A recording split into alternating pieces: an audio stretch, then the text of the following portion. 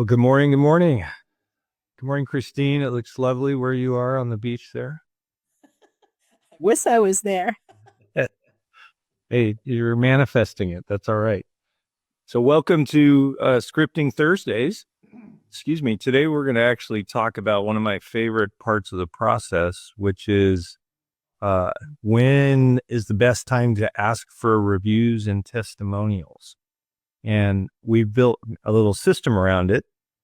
So I wanted to talk about it for a moment here, and then I'll share my screen and kind of walk you through the process and the script.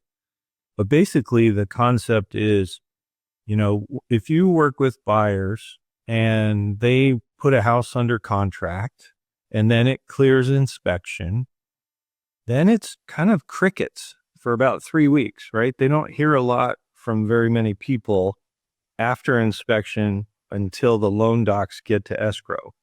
And what they don't realize is just because they're not hearing from anyone doesn't mean there aren't a bunch of people working their tails off on their behalf, right? The appraisal's being done, the underwriter's underwriting the file, the escrow company's preparing the escrow instructions. All of that madness is happening kind of behind the scenes to the buyer.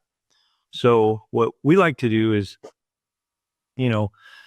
buying a house can be kind of stressful. It can be exciting and thrilling, but it also can be, full of anxiety for people. So usually their happiest moment is once the inspection is signed off, because that's when their brain is sort of allowed to think, oh my God, this is really going to happen. And they can start making plans for moving and, terminating a lease or doing whatever they need to do. So we would like to do what I call our prior to closing orientation meeting. And we have a little folder that we give them, and I tease it. I actually let them know we're going to be doing this at the inspection. So we kind of follow the process for the inspection, and maybe I'll cover that next week because there's some really great scripting that we use for the inspection. But at the end of it, I say, by the way, we're going to get together in the next week or so and go through our prior to close orientation meeting. And the reason I do this is because I want you to know who's doing what while we're moving towards closing. And also, I'm going to give you some resources that you can use in preparation for the move, but also long after you've moved. So it's a really valuable meeting that we're going to have.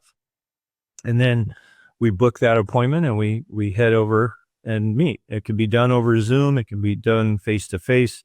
I always feel like, face-to-face is more valuable.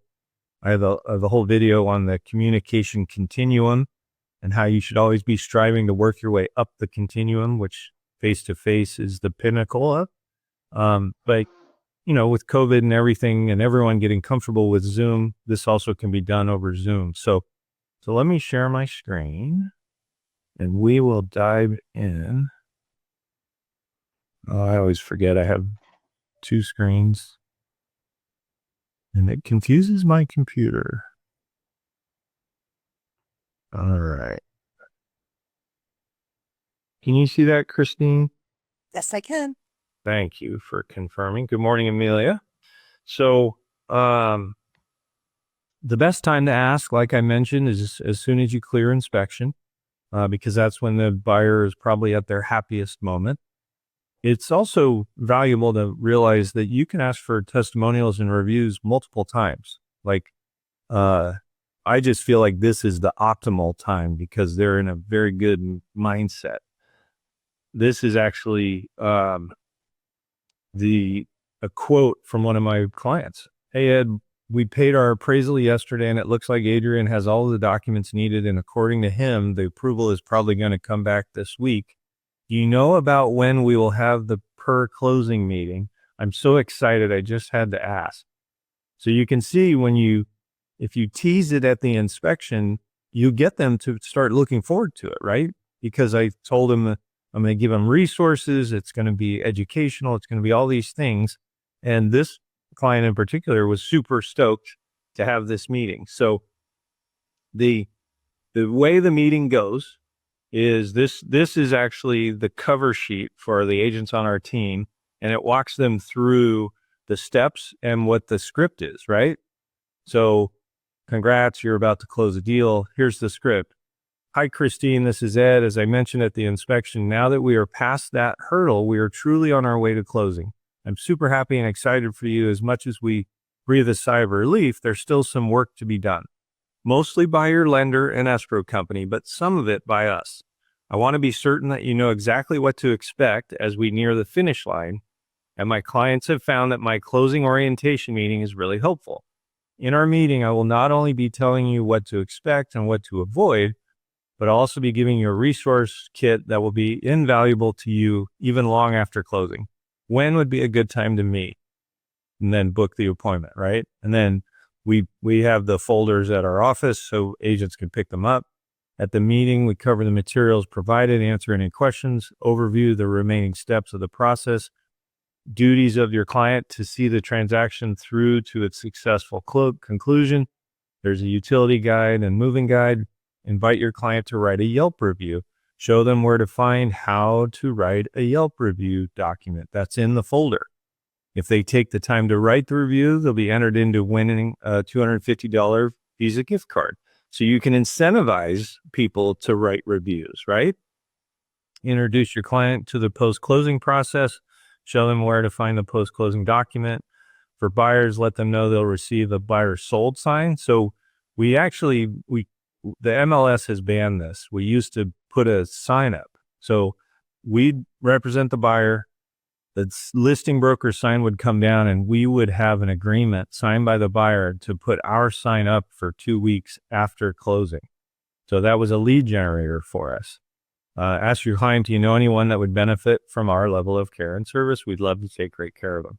So all pretty straightforward stuff, right? Yeah. Then when we get there, we start walking them through kind of the remaining steps of the process. And I'm not going to read all of this to you, but I will make this document available through the Agent Collective so that you guys can use it, plagiarize it, edit it, whatever. This is the key document, and it's not very big. So let me make it bigger so it's easier to read. And when I print it, I'm not sure why it didn't show up, but this middle column is yellow. So it's highlighted in yellow because that's the time frame for each of the steps, right? This column is what are the lender steps. This column is what are the escrow steps. This column is what yours and my duties are as brokers. And then this last column is what the buyer's going to be asked to do or might be asked to do. And really, I want to walk them through this mostly so I can deliver this message.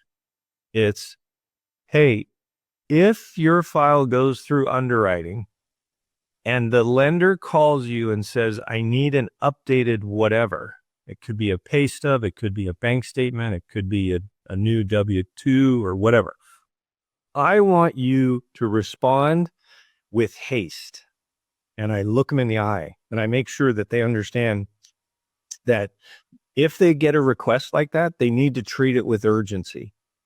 And I'll tell them, here's the reason why. If they ask for something and then you take a couple days to provide it, and then we close late, guess who they're going to blame? So we don't ever want to give anyone, including the lender, an excuse to not close on time, right? So, and it's not at all unusual for something to be needed because when you got pre-approved, you provided pay stubs. Well, that might have been a month ago or more, right? So they're going to need updated pay stubs because they have to have those documents within the last 30 days.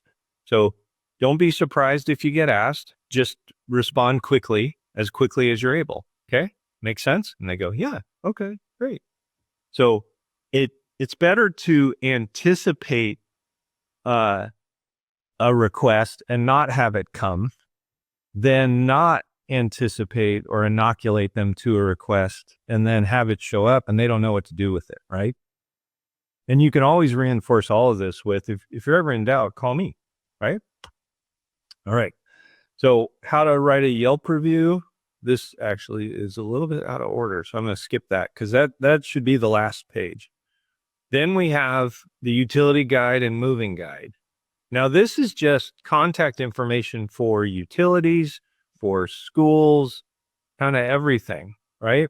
In my area. So you would want to put this together for your area and then provide it as a resource. This is really the thing I'm referring to when I say it's going to be a resource long after closing, right? Frequently asked questions. This is just a typical FAQ doc, and we've geared it for both buyers and sellers, right? How much money am I going to need to bring to closing? When can I get keys? The banks keeps asking me for more documents. Is that normal? How long until I receive my funds? How do I get repairs done under my warranty? What's TRID? When can we get back inside the home? Do we have to wait until we move in? Those are all typical questions that buyers ask. I don't know why these ones don't have the answers in front of them, but I'll make sure the document I upload to Autumn has them. But again, just a reference tool for buyers, right? Moving with pets. I'll tell them moving. I don't, do you have a dog? Don't you have a dog? Usually, by the time I've signed them to a buyer agency agreement, I already know if they have pets because I ask all kinds of questions when we meet about the type of home they want, including, does it need a fence? And if they say yes, I go, oh, do you have a dog? What kind of dog? What's his name? How old is he? I ask all these sorts of questions, right? So by the time we get a house in escrow and we clear inspection, I already know if they have pets. And then I can emphasize this handout because moving is stressful on pets. And so this is a resource for somebody with pets if they want to reduce the stress on their pets. It's very helpful, right? Beware of cyber scams. Mortgage fraud is a multi-billion-dollar problem. And so the message I deliver when I get to this part is I say, Christine, have you ever, read an email or got a message and thought to yourself, there's something weird about that, right? The little voice in the back of your mind kind of chimes in. Well, the message I want to leave with you today is listen to that voice. Trust it. I usually do. Right? And the beautiful thing, I literally said this last night to a customer. I say, and here's the great thing. All you have to do when that voice kind of tickles you is make one extra phone call. Just call escrow. Hey, did you send me new wire instructions? Or, hey, did you ask for this or that? Make a phone call because then you can dismiss it as fraud, or you might figure out that it's accurate and true and they do need whatever it is they asked for, right? But I will tell them, one thing that will never happen is you will never get an email from escrow that says, hey, the wiring instructions have changed. That will never happen. So if you ever get one of those, you already know it's fraud, right? And that just I don't want to alarm them or scare them. I just want them to be alert and I want them to trust their gut, right? Just like you said. So that's what that article's about. And then the most important step is to ask them for the testimonial. And I do it at the end. Now, what's on the screen right now is a text message that I copy and paste and I send to people. And if they click on it, it takes them to this really elegant Canva site, right?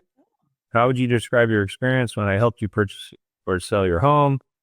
If you're a business partner, how would you describe your experience when we work together? Why, according to Google, 88% of people read reviews before they choose a broker. Please take a moment. And then they click on this, and this takes them to my Google review page. Now, Great. you can point this at your Yelp page or your Zillow page or whatever. So if you don't have something that makes it easy for you to text them, right? Create it. And this one, I don't know if you're familiar with My Home. My Home is a division of WFG Title. So our rep at WFG is who created this page for free because it's just a service they provide. That's pretty cool, right? So if you do work with WFG, ask them about the My Home program, because you can get one of these as well, or create your own. I mean, it's just Canva, right? All right. Right. This is actually what I put in the folder that I give them. How do I write a Google review? It's actually really easy. Just go here and it has the same link, and the window should take you straight to writing a review. Pretty easy peasy. And if there's anything that you feel is preventing you from giving us 5 stars, please let us know. We want to make it right. Thank you for giving us the opportunity to serve you and your family. And that's part of the handout. Now, I want to show you, I don't know if it's going to show as well as I hope, but let me see. Because what we did is we created this, those slides. You notice they all had like a colored bar at the top, right? Your inspection's down, done, now what, that sort of thing. Well, each of these is a different height. And when you put them in a folder, they stack so that you can read each of the headers. I'm not going to bother trying to figure out where that is on my hard drive, but we can certainly talk about it. Does that make sense to everybody? Yes. All right, let me stop sharing so I can look at you. Right, so if you give them a folder, like, well, if you're with EXP, they give you free folders when you join, but folders are not difficult to get either. But then when you open it, it's sort of like a staircase of headers. So people can go straight to the one that they're most interested in. It's pretty slick. And that's how we do it.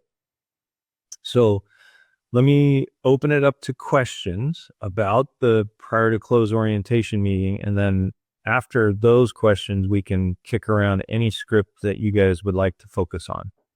So do you have any questions about that meeting, how to set it up, or how to carry it out? I have no questions. I have a question. What kind of script to use when you cold call to see if they want to sell their home? So are you calling expireds, or are you just Kind of called expired, for sale by owners. I go on my remind list. Yeah. So for expireds, I like to ask them why they think it didn't sell. So it's, hey, Christine, this is Ed with eXp Realty. I am not calling to solicit your listing. I get that out straight away. Okay. I do have a buyer that's interested in your neighborhood, and I just wanted to talk to you and find out, are you still open to selling it if the right offer were to come along? And usually they'll say yes to that, right? They set sail to sell it, and they're disappointed that it didn't sell. So usually they'll say yes to that. Now, there's certainly occasions where, a job loss or a death or something like that could say, no, we're not selling. We had a change of plans. And I absolutely respect that. And I will, inoculate them to wanting to interview for the job should things change again. But I'm not pressuring them or anything at that point. But if they say, yeah, we consider the right offer, I'd say, okay, great. What can you share with me why you think it didn't sell? The first time? And they go, my realtor's an idiot, or he didn't market it, or she didn't do whatever. They rarely say it was overpriced, but that's usually the actual reason. And then I say, okay, would it be possible for me to come by and take a look at the property in the next couple of days? And I book an appointment. Because in line with that communication continuum, I know I'm also far more effective face-to-face than I would be over the phone or over a Zoom meeting anyway. So I want to get in your house and talk to you. And my goal at that point will be to pivot to list. So do I have a buyer? I have thousands of buyers. In your database too, you probably have thousands of them, right? So I don't feel I'm being unethical when I say I'm calling because I have a buyer interested in your neighborhood. And then I'll dismiss it and say, this isn't the right house for them. But I won't do that until I'm in your house and I've built rapport with you. Right. So that's how I get in the door. And then once I'm in the door, I get a tour of the house. So I have an opportunity to not only see the house, but bond with them. You know, I had a listing presentation last night, actually. It's not an expired, but I ran into these people at the grocery store and I was buying, balloons at my grocery store. They have a floral department. They sell balloons, helium balloons. And I had an open house. So I was getting balloons and this couple walks up and I'm infamous with my wife for striking up conversations with, strangers because she's not an extrovert. And, we get to talking and I'd let them know why I have all these balloons because I had a lot of them. And they're like, what are you doing? I go, oh, I'm a realtor. I have an open house down the road. And they go, oh, we might need a realtor. What I didn't know at the time, and I found out last night, is the husband got laid off like a month before they ran into me. And so I gave him a business card and tried to get their contact info, but they were, reserved and wouldn't, that's fine. Here's mine. I always try and get your contact info because I know I'm more reliable about calling you than you are at calling me. But they called me day before yesterday. I don't know if you remember us, but we met when you were buying those balloons. Oh yeah, I remember you. How are you? Booked the appointment, met him last night, signed him to a listing agreement. So, Right. the key is when you get in the house, you got to demonstrate value and character and competence. Those are the key, right? And so that's how it goes. As far as, like cold calling, I'm not a big cold caller. Like I'll door knock a neighborhood if I want to become the king of that neighborhood. And there could be cold calling in that. Hey, I don't know if you saw my card, but I came through your neighborhood yesterday or on the weekend, and I just wanted to introduce myself. My goal for that conversation, because it's a farm, introduce myself and offer 2 services. So the services I offer are a free market evaluation of your home.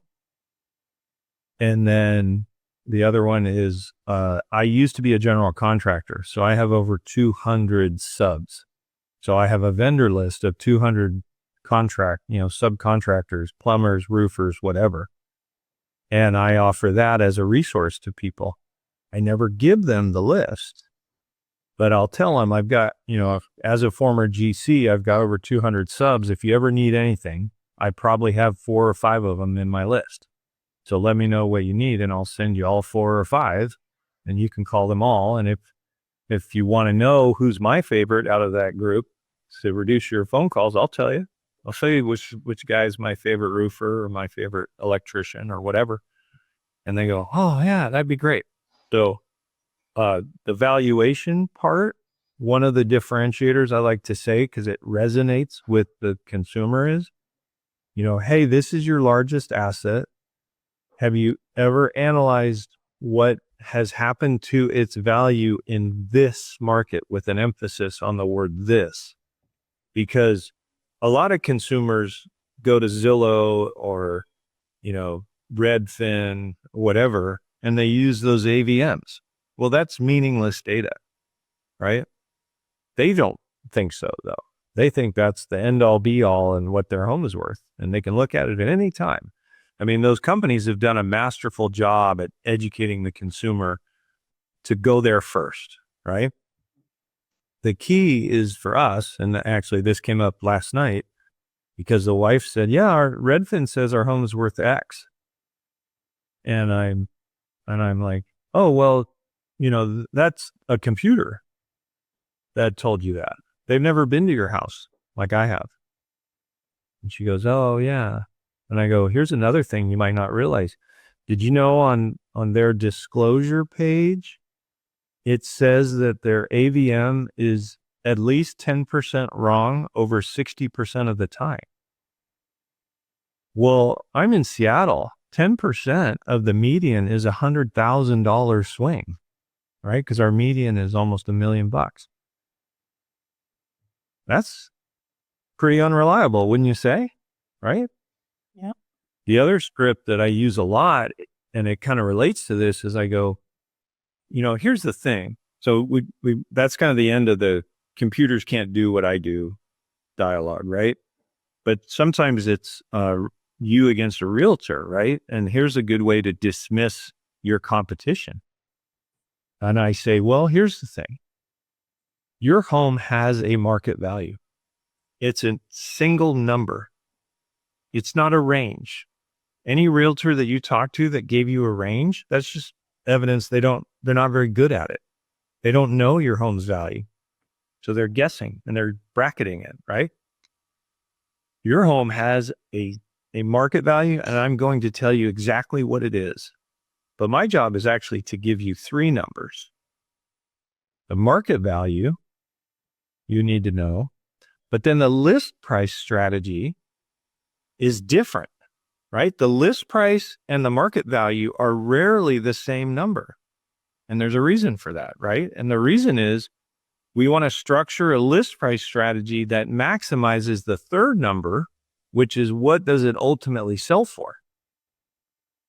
So I'm going to give you all 3 of those numbers. So there's a big difference between one agent who gives you one number and it's actually vague and it's, your home's worth between 925 and 975.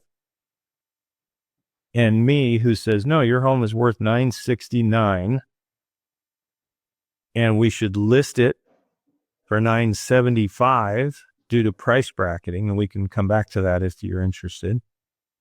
And that's so that we can try and fetch, a higher number. And they go, oh, okay. In fact, at the end last night, we ran out of time. Normally, I do the CMA right there with them. In fact, we did a training prior week here on the scripting Thursday called our Color Picture CMA Tour. And that's where we show the homeowner photos and we make them guess on what different comps sold for. And by doing that, it kind of retrains their brain to be more realistic. It's a very effective and powerful tool. So if you haven't seen it, I don't have time to go through it today, but go check that video out. And if you have questions, shoot me an email because I'm happy to elaborate. I also have a YouTube channel. If you want to go there, there's a playlist called Agent Training.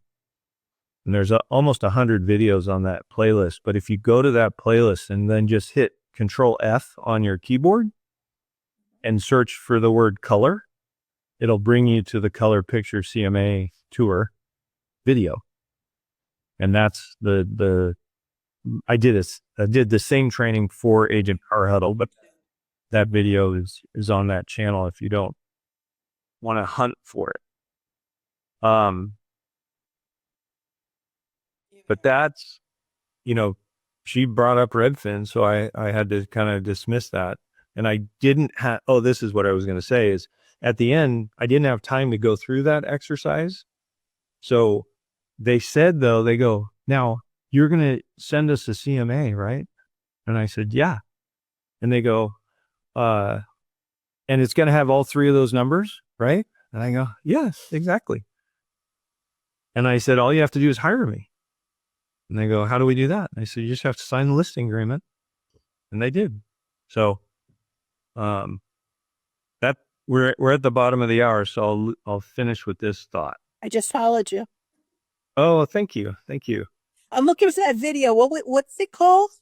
So if you just hit Control F on your keyboard and search for the word color, because it's called Color Picture CMA Tour or Tour Prompt. CMA Tour. So I'm going to look on YouTube, Color Picture CMA Tour.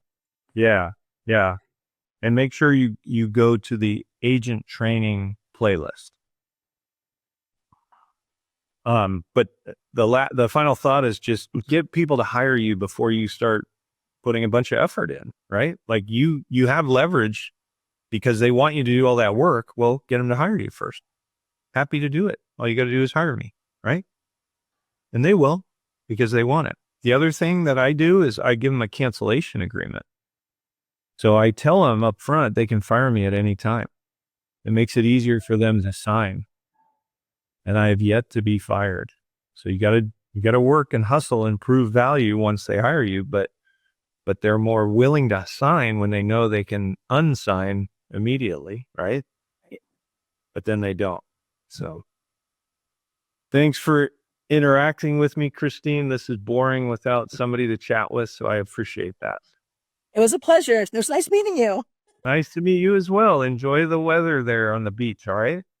It's going to snow today. Oh, God. What market are you in? I'm in New York, Queens. Oh, yeah. Yeah. I'd have the beach on my background, too, if I were in New York. Well, stay warm. You too, Ed. Take care. Bye. See ya. If you'd like more information or to get connected to the Agent Power Huddle, join our free Facebook group. This call was designed for the agents in our EXP organization, but open to any agent from any brokerage. If you're a guest and you're interested in learning more about EXP or our specific resources within the Agent Collective, reach out to the person who invited you to this call to get more info. Produced by the Agent Collective Media Network.